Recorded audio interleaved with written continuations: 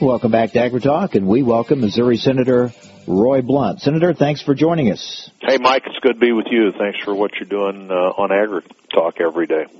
Appreciate it. We just talked with the president of Missouri Farm Bureau, Blake Hurst. He was happy about some action in the House, especially led by the Missouri delegation, to prohibit funding of some more studies on the Missouri River. He pointed out the need more action and not more studies. What will happen with this in the Senate?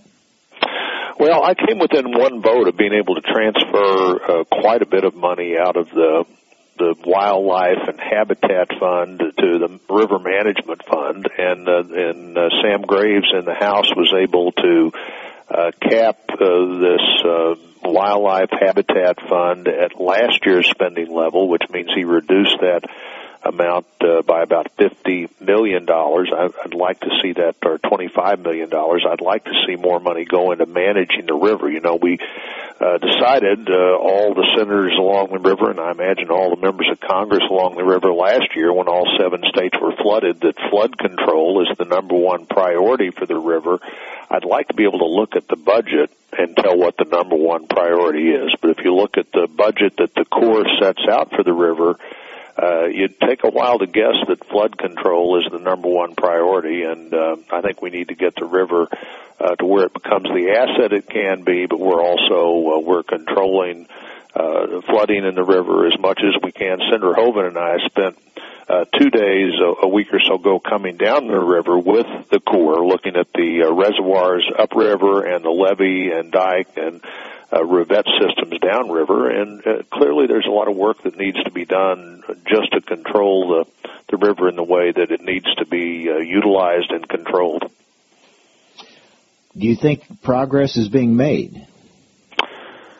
I don't know. I don't know if it is or not. I think we've made progress in that we do have a unity of legislative support for the priorities of the river that is greater than it's been before. In fact, whenever Senator McCaskill and I, along with Senator Conrad and Senator Hoven, the 2 Missouri senators, the 2 North Dakota senators, sent out a letter to put together a Missouri River working group, a lot of people saw that as a great step forward, because so much of the debate along the river has been between those senators in past years, and we need to I think we have reached some unity in what the priorities should be. Now we need to reach some unity in how we really try to achieve those priorities, and part of that is getting the Corps to understand the importance of taking care of the river, the investments that have been made over the years in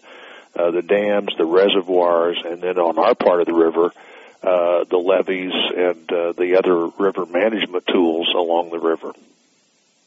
What's the next step?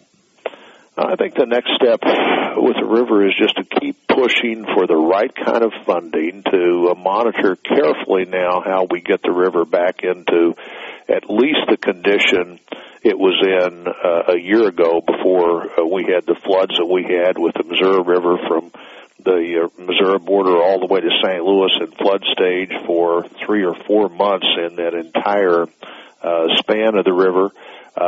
Get that back to where it was, and then get the system back to where the system was designed to be. You know, a lot of this system was put in place in the 40s, 50s, and 60s, and no longer works the way it was working when it was new. So really there's sort of 3 steps, and the third step is to what lessons have we learned in 50 years of trying to manage the Missouri River that now we need to put into the daily application. Unfortunately, we spend all our time trying to get back to where we were a year ago, and then maybe the next goal is to try to get back to where we were 40 years ago.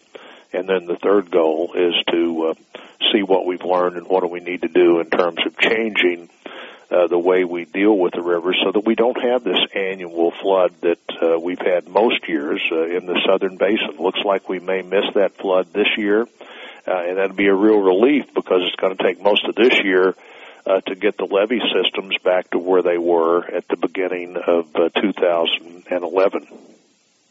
We're talking with Missouri Senator Roy Blunt. We're going to take a break. When we come back, we're going to get his thoughts on the Farm Bill. Senate Majority Leader Harry Reid, as we mentioned earlier, says Republicans are forcing the Senate to move at a snail's pace on the Farm Bill and is wasting time. We'll get Senator Blunt's reaction to that. And among the many debates and contentious issues in this Farm Bill debate, food stamps, crop insurance. We'll get Senator Blunt's thoughts on what could happen in those two issues as well, and what will happen once, will the Farm Bill get voted on here in the next couple of weeks, and what does he think will happen then as we move forward? So thoughts on the Farm Bill coming up next. Welcome back to AgriTalk with Missouri Senator Roy Blunt. All right, Senator, Majority Leader Reid says Republicans are slowing down the Farm Bill process. How do you react to that? Well, I think part of being in the Senate is that you have to take some votes, and that means that every bill is open to amendment, and it's open to lots of different kinds of amendments. We need a Farm Bill. I joined with three of my colleagues a few weeks ago to send a letter to both the majority and the minority leader and saying, let's get this Farm Bill on the floor. We need to have some security out there for farm families. It's about to be winter wheat planting time before you know it, and this Farm Bill, the current Farm Bill, runs out the end of September. So let's get a bill. The last time there was a Farm Bill debated in the Senate, it took 3 weeks to debate that bill. Senator Reid says he'd like to get this bill done in 3 or 4 days. So I think, his expectations for the Senate are so out of the norm of what happens in the Senate that means nothing happens. If you can't meet Senator Reid's expectations, then there's no bill to vote on transportation or on the Farm Bill or on the budget. We haven't had a budget in 3 years. I'd like to see us have a Farm Bill. I voted to move forward with the bill along with almost all of my colleagues. 89 of my colleagues and I voted to move forward with the bill, and I think that's the spirit of where the Senate is on this bill. And I think Senator Reid needs to let the Senate function like the Senate functions, which means he can't control everything that's going to be debated. I know he doesn't want his members to take difficult votes, and they're sure not taking many because the Senate's just not doing the work the Senate should be doing. The Senate should pass a Farm Bill, and there's a good starting point on the floor to talk about. What do you think will happen with crop insurance?